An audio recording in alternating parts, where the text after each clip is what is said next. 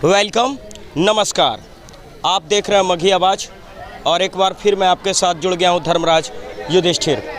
इस वक्त राजगीर कुंड पे देख रहे हैं प्रसाद बनाने के लिए पानी लेकर जाएंगे घर।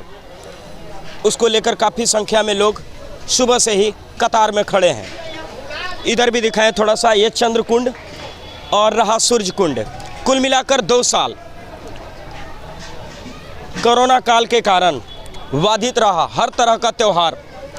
छठ पूजा इस बार काफ़ी उत्साह के साथ मनाया जाएगा राजगीर सूर्य कुंड पे 2 साल के अंतराल के बाद, जिसको लेकर काफ़ी उत्साहित दिख रहे हैं छठ व्रती और आसपास जो भी लोग हैं। 2 साल रोजी रोजगार बंद रहा तो पूरी तैयारी कर ली जा चुकी है।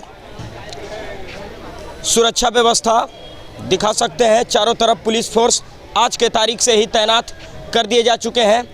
राजगीर थाना प्रभारी सख्त निर्देश दे चुके हैं, किसी तरह का कोई परेशानी या दिक्कत छठ व्रती माताओं को न हो। नहीं गया है उतना रिस्क भी नहीं लेना चाहिए। उतना रिस्क भी नहीं लेना है और मास्क का उपयोग करेंगे और पहले की तरह ही करेंगे इस बार भी।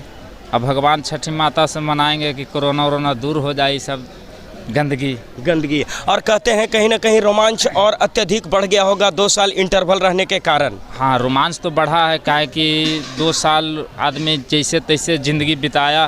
कितना मर हर गया, जो बचा तो थोड़ा उत्साह बढ़ा हुआ है। जीवन की कल्पना करना मुश्किल है बिना उस उगंता के। जिंदा जागृत भगवान सूर्यदेव कहा जाता है और आप देख सकते हैं भीड़ अभी भी लगा हुआ है। सूर्य कुंड जिसको कि खुद विधाता ब्रह्मा ने अपने हाथ से बनाया था। एक तरफ ब्रह्मकुंड है, दूसरी तरफ सूर्य कुंड है। तो आइए मैं आपको सूर्य कुंड भी दिखाता हूँ। सर सफाई भी कर लिया जा चुका है बहुत अच्छी तरह से। एसडीओ भी आकर, राजगीर एसडीओ, नगर पंचायत, नगर परिषद, अशोक राय, सब हम लोग बेनुवन ग्रुप मिलके एक दिन साफ सफाई कर दिए हैं। सब मिलके सर सफाई प्रशासन के द्वारा कर दिया गया है। प्रशासन के द्वारा बिल्कुल बढ़िया तरह से साफ सफाई हो गया है। और इधर भी देख सकते हैं डेकोरेशन के लिए लाइट वगैरह की भी व्यवस्था किया गया है। तो यहाँ से लेके सड़क तक बिजली बत्ती इस बार जलाया जाएगा। हाँ, सब पहले की तरह ही जलाया जाएगा। तो पूरा राजगीर जगमगा उठेगा। सूर्य कुंड में त्यौहार होगा इस बार। इधर भी दिखाएं थोड़ा सा, यहाँ से डेकोरेशन स्टार्ट किया गया है, वहाँ सड़क तक चलेगा। और बड़गांव के जैसा ही यहाँ का छठ प्रसिद्ध माना जाता है। बड़गांव की तरह ही समझिए कि गंगा माता, उसके बाद राजगीर, बड़गांव, ये सब फेमस जगह है। राजगीर के लिए तो सूर्य कुंड एक स्पेशल है, जहाँ सूर्य का अर्घ्य दिया जाता है। साक्षात सूर्य भगवान, साक्षात सूर्य भगवान को, डूबते सूर्य को, उगते सूर्य को। बहुत पौराणिक कथा है, बहुत पहले से चलता आ रहा है, अभी तक चल रहा है। अब तो और देखिए राजगीर में भीड़ बढ़ गया। आज से 10 साल पहले ऐसे लाइन कोई नहीं लगता था। आज लोहंडा के दिन पानी लेने के लिए गए और 2-4-5 को कुंड में रहा, वही पानी लिया गया है। ये सब 2-3 साल से दिखाई दे रहा है, मतलब बढ़ रहा है। हाँ, दिखा सकते हैं कितने लोग संख्या में खड़े हैं पानी लेने के लिए। पीतल का क्या कहते हैं बर्तन को? इसको तमहेड़ा कहा जाता है। तमहेड़ा कहा जाता है। बड़े शौक से यहाँ से जल लेकर जाएंगे और घर में प्रसाद बनेगा इसी जल से। हाँ, इसी जल से खरना होगा। इसी जल से खरना होगा। तो आज खरना का दिन है। आइए देखते हैं सूर्य कुंड और इतिहास पुराना बताएंगे। इसको लेकर कुछ बताएं सरकार। आज छठ पर्व के दिन आज ये राजगीर पावन भूमि है। अच्छा। और ऐतिहासिक भी है जी। भारतवर्ष में इस राजगीर का एक अलग नाम है।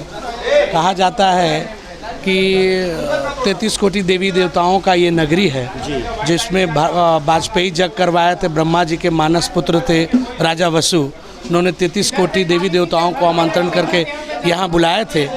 तो जब उनकी इच्छाएं हुए, जो ऋषि मुनि आए, तो उनकी इच्छा को पूर्ति करने के लिए होता क्या है कि ऋषियों में हो जाता है कि कोई लोग चाहते हैं गंगा में नहाने का, कोई जमुना में, कोई सरजुग में जी, कि हम आराधना करें। तो उनकी इच्छाओं की पूर्ति के लिए वसु ने भगवान ब्रह्मा से बोला कि इनकी इच्छाओं की पूर्ति हम कैसे करें।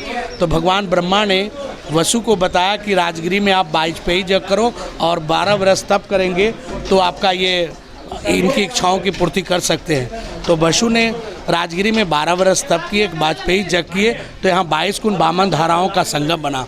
तो यहाँ 22 कुंड अलग अलग स्थानों पर स्थित है। उसी में हमारा ये पावन जहाँ आप अभी स्थित है, ये सूर्य कुंड है।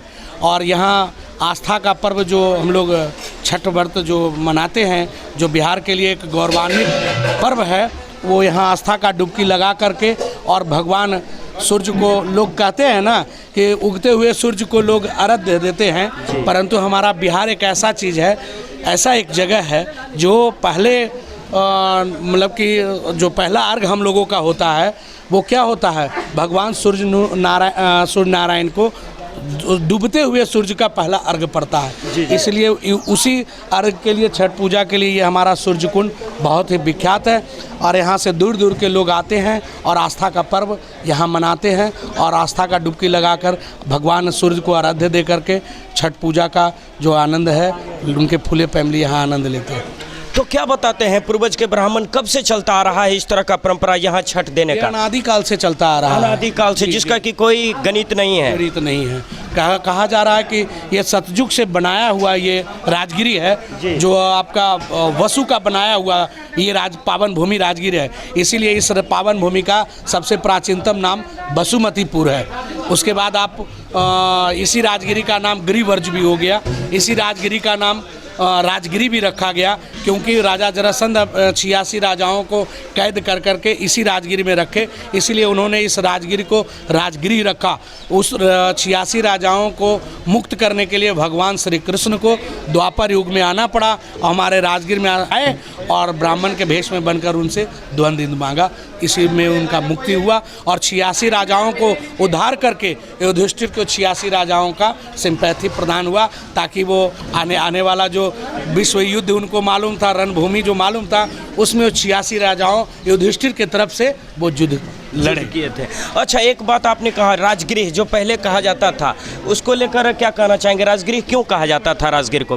पिछले बार में ही आपको हमने बताया कि सबसे प्राचीनतम नाम इसका बसुमतीपुर था, फिर दूसरा नाम इसका गिरिवर्ज पड़ा, क्योंकि ये राजगिरी 5 पहाड़ से घिरा हुआ है, तो इसको लोग गिरिवर्ज के नाम से भी जाने।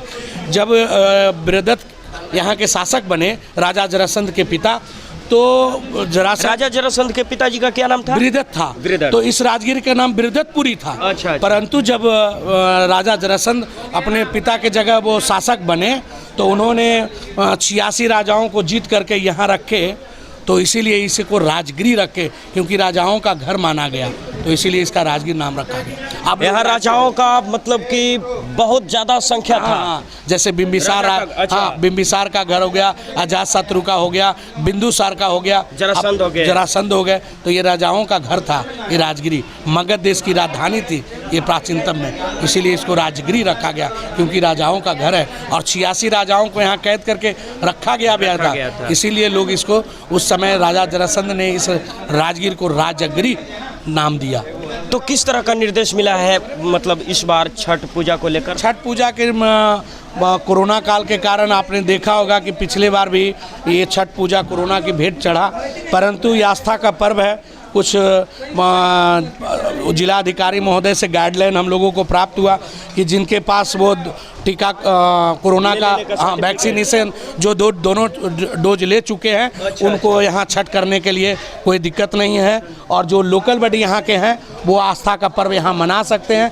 अदरवाइज जो अभी तक वैक्सीनेशन नहीं लिए हैं उनको अलाउ नहीं है। तो एकदम स्ट्रिक्टली प्रोहिबिटेड है जिनके पास सर्टिफिकेट नहीं है। हाँ, मतलब कहने का मतलब वही हुआ कि जो इर्द गिर्द के लोग हैं वो वहाँ आस्था का डुबकी लगाकर और भगवान सूर्य नारायण का अर्घ्य दे सकते हैं, और जिनके पास वो, यदि वो बाहर से आ गए हैं और उनके पास वो दोनों डोज लिए हुए हैं, तो वो भी यहाँ अर्घ्य दे सकते हैं। तो ये थे हमारे साथ ब्राह्मण राज, जिन्होंने काफ़ी विस्तार से लंबे चौड़े शब्दों के साथ बताया राजगीर का इतिहास और पूरा जो भी है यहाँ का परंपरा छठ अर्घ देने का।